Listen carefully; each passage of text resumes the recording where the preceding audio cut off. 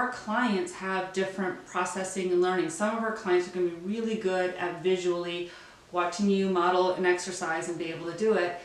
But when it starts to come to conversation and auditory input and things like that, they may need a different setup. They may need you to write on a whiteboard or send them some notes so that they can visually see it. So also thinking about that as far as, yes, you've got rapport with your clients, you're on the floor with them, you're having good conversations, but that doesn't mean that all of these other areas that we want to talk to them to really get the goals that they want, we're able to put that into that short time on the floor and have them be able to go home, remember it, and execute it. Hi, I'm Scott Schutte.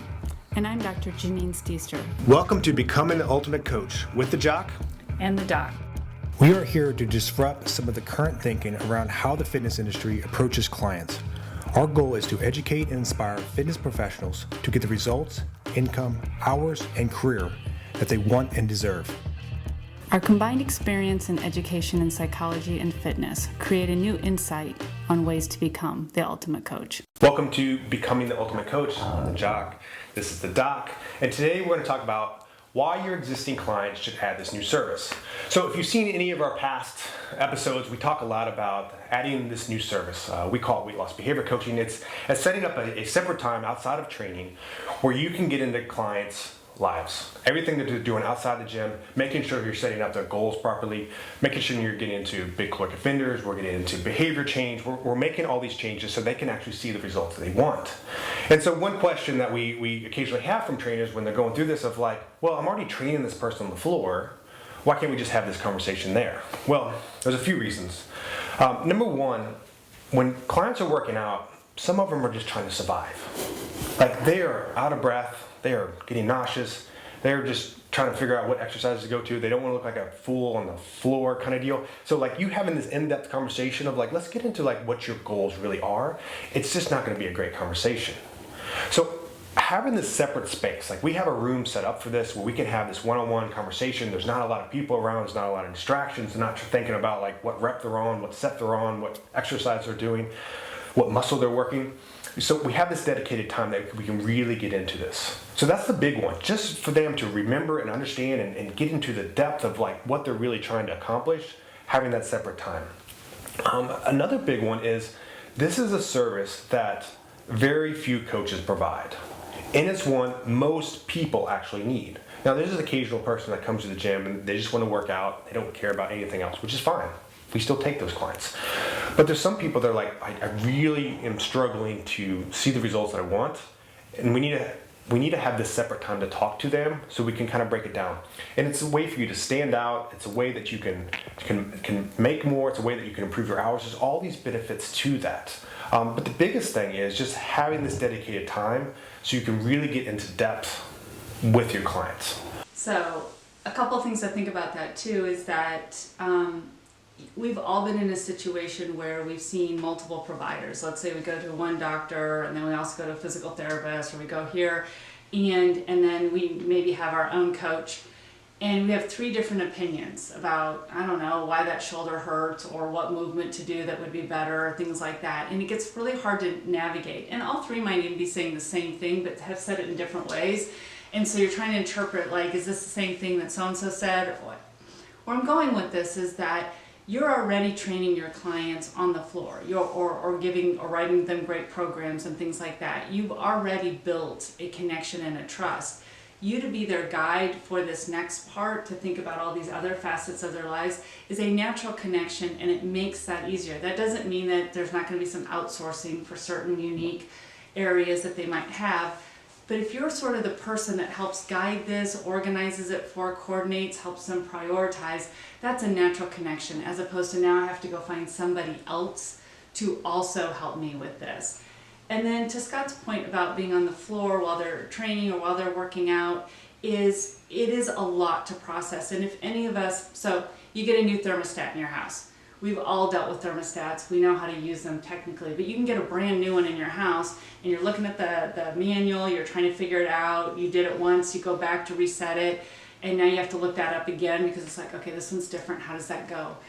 And all of that is how we learn. It's our cognitive processes, it's that repetition that we need, and we need to be able to stop and think. So a lot of us need that one-on-one time to sit with somebody, have that conversation, and we may have to have it 2, 3, 4, 5 times for us to really be fluent in it and understand what's being asked. So again, it's why sometimes people get frustrated, like I keep telling them to drink more water, they're not drinking more water. If I can't get them to drink more water, how are they going to do anything else? A lot of times it's when we're rolling that out, how much detail we're giving, and how much support. And then just like all of us, our clients have different processing and learning. Some of our clients are going to be really good at visually watching you model an exercise and be able to do it.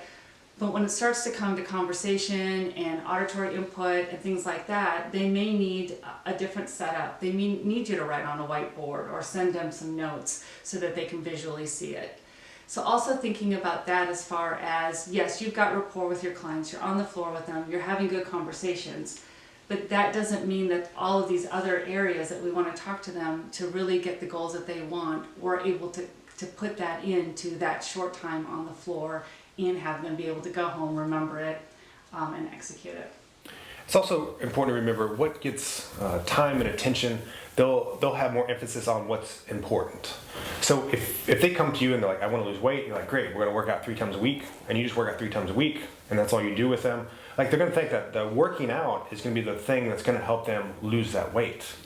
And again, I love the workout side of it, but if you have that weight loss behavior coaching session as the first thing that they do when they come in before their actual strength training session, and you're talking about, you know, clearly defining the goals, what are your big caloric offenders, and how do we make some adjustments to what you're doing lifestyle-wise, diet-wise, supplement-wise, then they understand that is part of the process. Because what you don't want, and I saw this early as a coach, is like someone comes in for weight loss, you take them through the 3 times a week training, a month later they weigh again, they haven't changed at all. They're a little bit stronger, so we try to find some validation for that. Their endurance is a little bit better, but you know, ultimately come in to lose weight, and you know, now we're a month into it, and they're like, well, maybe this isn't what I'm looking for. And really, if you just add this extra service in here and you gave it a little bit more importance, they could be getting stronger, which is important. They could be improving their endurance, which is important, but they could also be losing the weight at the same time without doing these crazy extreme diets. So that's why it's super important to have this time to dedicate to them. I also like to use the analogy of like when people want to improve their flexibility, and this is so standard where your typical male, they'll strength train for an hour and they'll do about 30 seconds to 60 seconds of flexibility work at the end. That's not going to make any change in your overall flexibility, but that's kind of the standard. So you're giving 60 minutes to one thing and you're giving 60 seconds to the other. Which one's going to improve? So we need to give the time and space to go over these things so that the client understands this is what it takes to actually have that change. That's why it's so important. Well, and it also allows you to catch, so one of the things that's always interesting to me sometimes is that I see you've got clients that have a hard workout with you, and then it becomes an excuse or a justification for, oh, I need to eat a lot of more carbs after my workout, or I need to put in more of this or that. And what's happening is you're saying like, hey, if we work out, these 3-5 times a week, this will really help you lose weight. That's great if but there's not these other facets in there. And then on top of that, if like, gosh, I'm getting all these hard workouts in, it's that justification or that misunderstanding of what do post-workout carbs look like and what shouldn't they look like and how much and things like that. And it's really hard to catch some of those nuances, misunderstandings that they might have, or on the floor you're working with them, you're like, hey, try to just increase your protein a little bit. They got that part.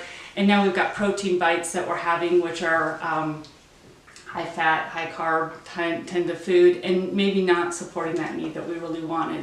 So it's also really just that time to go through all of those and the misperceptions and understandings that they have. The other beauty of this service too is it doesn't have to be in person. So sometimes like your schedule's packed, you got a client back to back to back. You're like, okay, well, I have this space on Tuesday, I'll just give you a call and we'll go over the stuff there. Or hopefully we don't have any more shutdowns or anything like that. But like during the COVID, when people are working at home, like this is even more important to address these things because people are home and they're stressed and they're drinking more and putting on more weight. Of like, if we can address this part of it, along with keeping them doing some sort of movement, like it's going to help them overall. So it's super important to add this or get someone on your team or get someone in your area to address this with your clients, because if they want to actually see these big lifestyle weight loss changes, it needs to be addressed. So that's all we have for today. Thanks.